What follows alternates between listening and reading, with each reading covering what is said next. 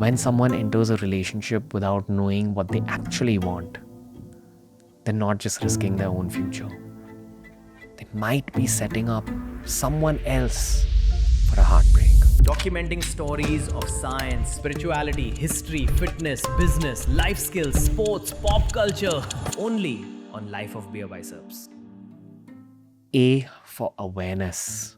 We often blame ourselves for being confused about love, thinking that we might be broken or immature. But maybe the real issue is that nobody ever taught us the subject of romantic literacy. Look at what's happening globally. Countries with the highest freedom to choose partners also have some of the highest relationship failure rates.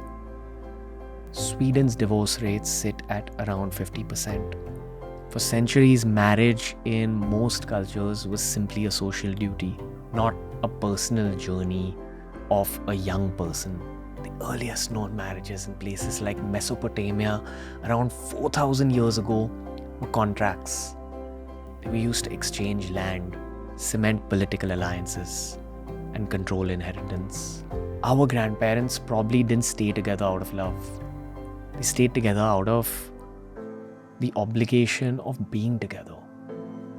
Commitment wasn't a choice because separation wasn't an option back then. We think chemistry equals compatibility.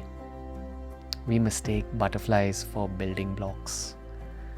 But when someone enters a relationship without knowing what they actually want, they're not just risking their own future.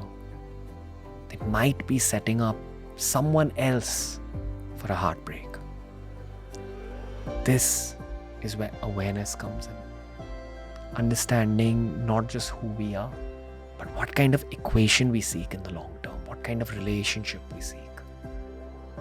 Here's some questions to consider.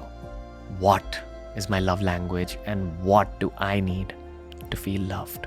Do I want kids? If yes, how many? If yes, then when? How do I handle money? Am I a saver or a spender?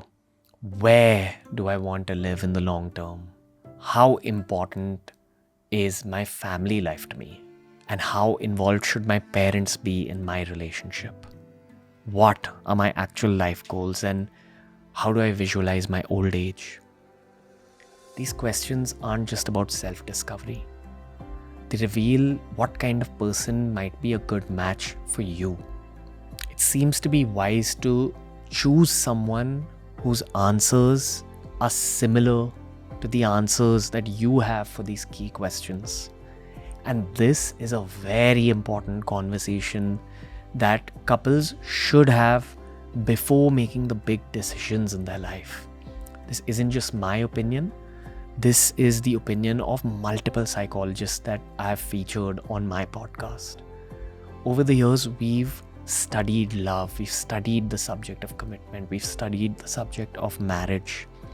And in an age where divorce rates are going up, I believe that it's a wise decision to have this uncomfortable conversation with who you believe is your long-term partner.